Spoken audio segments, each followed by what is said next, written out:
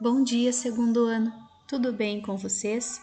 Então, hoje, na nossa primeira aula, nós vamos trabalhar com dois autores do pré-modernismo, que não é uma escola literária, como já comentamos anteriormente, que são Lima Barreto e Monteiro Lobato, tá? Na aula passada, nós trabalhamos com Euclides da Cunha e sua obra Os Sertões e também com o Augusto dos Anjos, que é o único representante da poesia pré-modernista que nós temos, tá? Então, gente, o Monteiro Lobato, né, então ele foi um grande expoente nessa época, por quê? Porque ele ficou bem conhecido pela obra que ele escreveu, que é uma obra destinada às crianças, que é o Sítio do Pica-Pau Amarelo, né, que ganhou muito destaque. E assim, ele também criou uma editora, a editora Monteiro Lobato, que mais tarde ela ficou conhecida como Companhia Editora Nacional. Ele foi um dos primeiros autores da literatura infantil do nosso país, de toda a América Latina. Vejam, gente, que interessante, né? A metade das obras dele é da literatura infantil, né? As obras que foram produzidas.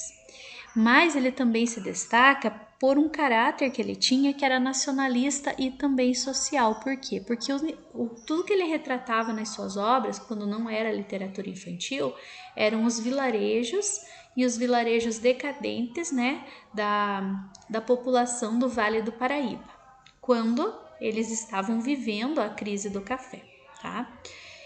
Situa-se entre os autores do pré-modernismo, como eu já falei para vocês, e é um período que veio antes da Semana de Arte Moderna. Gente, ele era bastante polêmico, tanto que quando começa a Semana da Arte Moderna, né, ele é um dos críticos bem apurados dessas. Ele não queria essas mudanças que aconteceram, então ele escreveu um artigo e tal. Foi bastante criticado por isso, mas ele é bastante polêmico, né? E ele trabalha dentro da literatura já destinada a um outro público que não o infantil, os contos chamados regionalistas, tá? E ele mostra nesses contos uma visão conservadora, mas também renovadora em alguns aspectos, como a temática, por exemplo, tá? Eu vou colocar para vocês, gente, um resuminho desse conto, que é o conto Urupês, para vocês observarem umas imagens que tem ali e depois a gente vai conversar sobre ele. Oi, gente, sou o Fábio, da disciplina de Literatura Brasileira, e vamos trabalhar agora nesse quadro com a obra chamada Urupês, de Monteiro Lobato. Uma obra publicada originalmente em 1918, um autor que se enquadra num período da nossa literatura que chamamos de pré-modernismo, que não foi escola literária, sim, foi um período de transição na nossa literatura brasileira. O livro é composto por 14 textos, sendo 12 contos, né? E 12 contos ambientados, na sua maioria, no interior de São Paulo, na região do Vale do Paraíba, numa cidade fictícia, chamada de Itaoca, né? E nós temos mais 2 textos que foram 2 artigos de Monteiro Lobato, publicados originalmente em 1914. O artigo chamado Velha Praga, no qual ele falava sobre as tão nocivas queimadas feitas no campo, provocando grande dano ambiental. E também o artigo que dá título ao livro, o artigo chamado Urupês, no qual ele coloca um personagem que é um símbolo do atraso e da miséria nacionais, um personagem que, infelizmente, é a cara do Brasil, o Jeca Tatu, símbolo de fato de todo o atraso, toda a miséria do nosso país, especificamente ali na região do Vale do Paraíba. Bom, são contos demarcados, como já disse, por uma ambientação eminentemente rural, à exceção do primeiro conto chamado Os Faroleiros, cuja ação se passa aí agora num farol, num ponto distante no litoral. E nesses contos nós vamos notar alguns elementos comuns, cenas grotescas, cenas demarcadas por violência, com assassinatos, com mortes um tanto quanto trágicas. São contos também que nós vamos observar muitas vezes uma paisagem natural tão bela no Brasil, devastada, e a decadência que se abateu exatamente naquela região do Vale do Paraíba. Com relação à linguagem, em Urupês nós notamos um autor que, por um lado, tenta rejeitar aquela linguagem preciosa, extravagante, como era comum de muitos autores contemporâneos à sua época, mas de outro lado ainda ele não tem aquela linguagem totalmente ágil, totalmente revolucionária, como já seria a marca de outros modernistas, né? Um texto bem trabalhado, histórias muito bem trabalhadas, demonstrando o grande autor que é, de fato, Monteiro Lobato, dentro do quadro da literatura brasileira. Vale também dizer que Monteiro Lobato, ele é considerado o maior nome da literatura brasileira infanto-juvenil, com histórias absolutamente maravilhosas, né?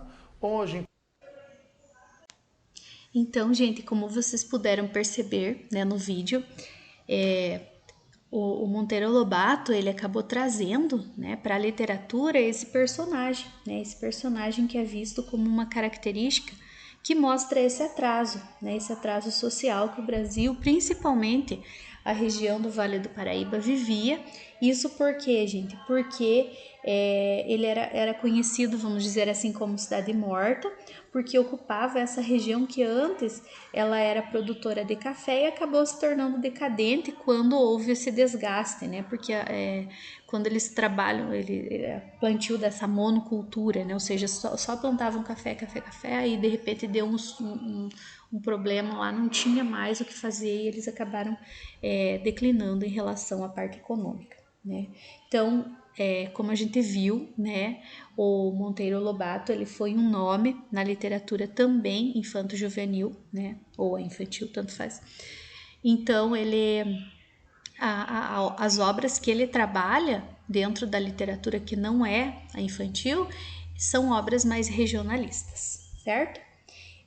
Também, os textos que ele escreve, muitas vezes, ele é tratado com um tom moralista e reforça também a perspectiva conservadora que ele utiliza dentro da prosa, tá? Agora, a gente vai conhecer um pouquinho sobre o próximo autor, que é o Lima Barreto. Então, vocês encontram, gente, as especificações lá sobre o Lima Barreto na página 14 da apostila de vocês. Então, o Lima Barreto, ele era o jornalista e cronista.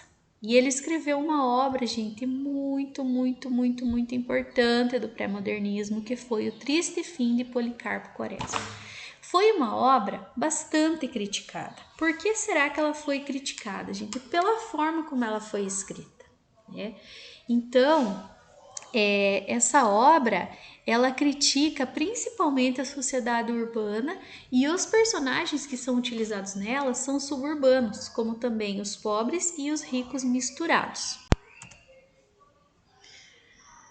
Nas obras dele também nós podemos observar essa contraposição, né, esse contraponto da periferia carioca em relação ao otimismo do centro.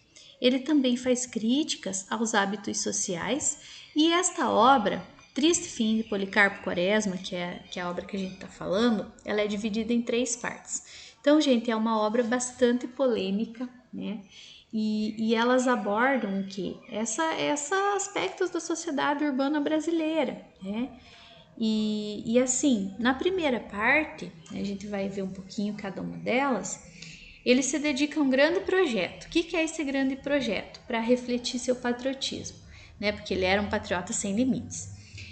A adoção do tupi-guarani como língua oficial do país. Para ele, essa seria a verdadeira e única língua realmente nacional, né? Sem influência europeia, quando os portugueses chegaram aqui no Brasil. Ele acaba enviando esse projeto para a Câmara de Deputados e ele, claro, vai ser ridicularizado, né? Mas, como ele era, né, muito patriota e ele queria isso, então ele não se deixou abater. E ele tenta fundamentar a sua proposta, né? Tenta achar ali formas de fundamentar a proposta dele, mas ele não encontra espaço para dialogar. Suas ações acabam culminando com a internação em um hospício, ou seja, né, acharam que ele era louco, em razão do esgotamento nervoso que ele tinha. Ele acaba recebendo alta e imediatamente ele é aposentado. Essa etapa da vida do personagem termina quando ele resolve mudar para um sítio. Então ele comprou um sítio e o sítio tinha o nome de Sossego. Aí começa a segunda parte. Então nessa segunda parte ele queria fazer o que nesse sítio? Ele queria desenvolver a agricultura naquele lugar. Partindo do quê? Da ilusão de que no Brasil a terra fértil, o cultivo de tudo que ele quisesse plantar, ele conseguia colher. ele acaba se frustrando novamente. Por quê? Porque ele se depara com muitas dificuldades. Tudo começa também com a falta de organização dos produtores agrícolas, os problemas no plantio, as formigas que comem tudo que ele planta, né? E outro projeto dele que não vai para frente. Na terceira parte, o que acontece na terceira? Estoura a revolta da Armada, que foi um fato histórico verídico, verdadeiro. E ele acaba transportando para o interior da ficção esse fato, né? Esse fato histórico. Quando ele recebeu a notícia de que há o risco de uma generalização do conflito, ele vai para o Rio de Janeiro e se dispõe e acaba se dispondo fica à disposição do presidente do Brasil, que era o Marechal Floriano Peixoto naquela época, oferecendo a ele um documento em que são propostas algumas medidas para resolver os problemas da nação. Ele se oferece para atuar voluntariamente na guerra e ele acaba se tornando carcereiro lá na guerra, né? Deram um trabalho para ele. E a partir desse momento, a narrativa indica uma mudança na perspectiva do Quaresma diante da realidade. E qual seria essa mudança?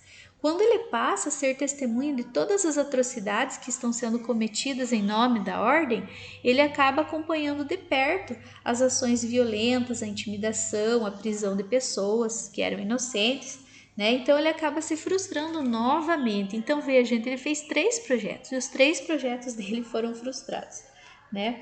E ele se frustrou na terceira em relação ao próprio Brasil, né? O Brasil que ele tanto sonhou. E ele acaba se incomodando muito com as injustiças. E ele acaba denunciando todos os fatos que ele acabou presenciando e por isso ele é preso e executado, né? Então, nessa obra, gente, o Lima Barreto, ele faz o quê? Ele critica a instauração da República. Ainda que ele gostaria, de repente, de ver um Brasil grande, né, mesmo que de modo ingênuo, ele acaba se frustrando em todos os seus projetos, né? Então, ele acaba mostrando que a instauração da República não foi algo bom para o Brasil, né? Essa conclusão que ele chega no fim da obra. É uma obra muito interessante, gente, já vi cair bastante em vestibular, né? Então, eu quero que vocês façam um trabalho. O que vai ser esse trabalho? Vocês vão pesquisar sobre essa obra, tá? Vocês podem assistir vídeo, vocês podem ler resumos, vocês podem ler o livro, né? Porque vocês vão ter tempo aí de organizar. Então, eu quero que vocês façam um resumo dessa obra. Vão fazer de forma escrita, à mão, folha de papel ao maço e trazer aqui no colégio para que eu possa avaliar essa atividade, tá bom? Pode ser, quem conseguir fazer para essa semana, beleza, né? Quem não conseguir pode fazer para a próxima, mas eu vou aguardar, tá bom? Então, vocês vão fazer esse resumo dessa obra, ok? Na próxima aula, nós vamos nos encontrar pelo Google Meet e daí a gente pode conversar um pouquinho sobre esse trabalho e sobre as atividades e tudo que vocês tiverem, de repente, de dúvida em relação a esse conteúdo, tá bom? Então, gente, um abraço para todos, fiquem com Deus e até a próxima.